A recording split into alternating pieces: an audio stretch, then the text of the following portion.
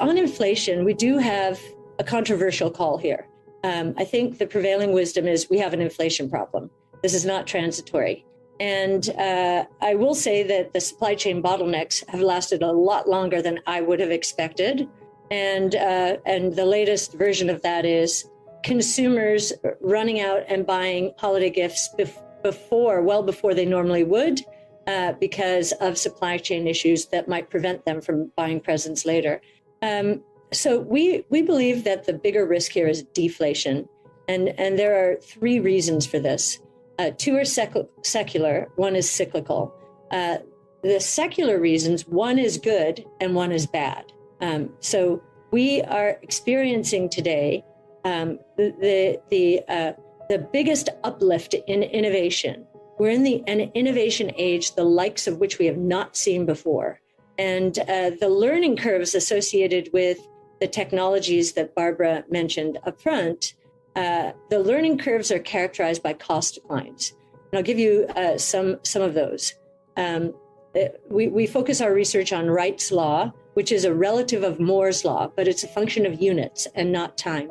And so for every cumulative doubling in the number of whole human genome sequence, costs are dropping 40%. And we're at a very low base, so we're going to see a lot of cumulative doublings. For industrial robots, that number is 50%. For battery technology or battery pack systems, that's 28%. When it comes to artificial intelligence, we are learning that training costs, so AI training costs, are dropping at a rate of 60% per year. So these are massive deflationary forces. And this is disruptive innovation at its best and most prolific, really in the history of all time. The bad form of secular deflation is associated with the creative destruction associated with disruptive innovation. Now, we have seen since the tech and telecom bust, and then again, maybe even more so in meltdown, increased risk aversion in the traditional asset management world. And part of that was a shrinking of investment time horizons and the demands for profits and dividends now, which we believe to the extent companies cater to that short-term point of view, that many companies have not invested enough in innovation and are going to be disrupted or disintermediated. They bought back shares to manage earnings. So a lot of financial engineering and leveraging up. And to service that debt now, if their products are going obsolete, and we think a lot of products are going obsolete, they will have to cut prices to these products. The third source of deflation, which this is the most controversial, cyclical, we're looking at the behavior of businesses versus consumers since really mid-2019. In 2019, the yield curve inverted and China-US trade tensions got worse. Businesses became risk averse and they stopped growing their inventories faster than sales. They cut back on capital spending. Then we move into the COVID crisis and they shut down. Then, of course, the government puts in place stimulus payments. The consumer saving rate hit 33% in April of last year. So consumers went to market. Really, it was to buy goods, which are only a third of total consumption. So they spent the year buying goods. They couldn't really buy services. And businesses have not been able to keep up with them. What we think is happening now is double and triple ordering, which will end up in, we believe, a significant inventory overhang next year. And that will be cleared by cyclical price cuts. Now, in terms of monetary policy, and this is where, and fiscal policy, this is where you and I discuss and debate a lot, Art.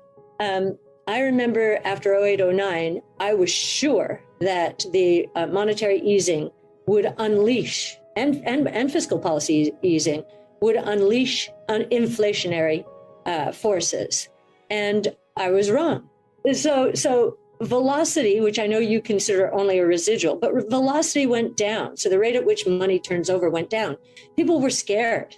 And we know from the 70s, it is when velocity picks up And when consumers and businesses try to get ahead of price increases and interest rate increases by buying now, that we see an inflation problem building and moving into wages as well. Before we continue, help us clicking that YouTube like button and subscribe now to our channel. This shows the algorithm that you valued this information. And it helps us spread that message. Sharing is caring. And now, let's continue. I have bad news for you. If you're not rich by now, you're screwed. And if you're in debt, you're even double screwed. How so, you might wonder? Well, the sad truth is that you're working your whole life to make someone else rich. The mega corporations, the banks, the politicians, everyone is getting richer. They get your money. And what is even worse, they get your time, they get your life. You are not even in a rat race, you're in a financial prison. But what could a solution for you look like? Honestly, I don't know, but I know what a solution for me would look like. It's very simple. I use whatever money I have and I multiply it with 1,000. This could make my life much easier and probably yours as well. If you have $1,000 available and multiply this with 1,000, I believe that this could solve some financial issue for the one or the other. Of course, if you're ugly, you would have to multiply it with much more than 1,000. My name is Markus Dahn, and this is what I decided to do. I decided to 1000x my money. This is not a joke. I know what you may be thinking. What is this guy talking about? How should this work? This is not possible. Well, I made a detailed video where I laid out my plan. And some clever folks might even want to look at this plan and copy it and do exactly what I do. This is just a little hint on the side. You have two options. You leave, you forget what you have seen. You do whatever you're doing and you hope that somehow you get some other results. Good luck with that. Or you click the link below the video. You enter your email address because I'm not showing this to everybody. You at least watch my video on how I plan to 1000x my money. The choice is yours. Make the right choice. Join me. See what a different future you could have. See at least how I intend, how I plan to do the 1000x. So click on the link below, enter your email address, and I see you on the other side. Your Markus Dahn.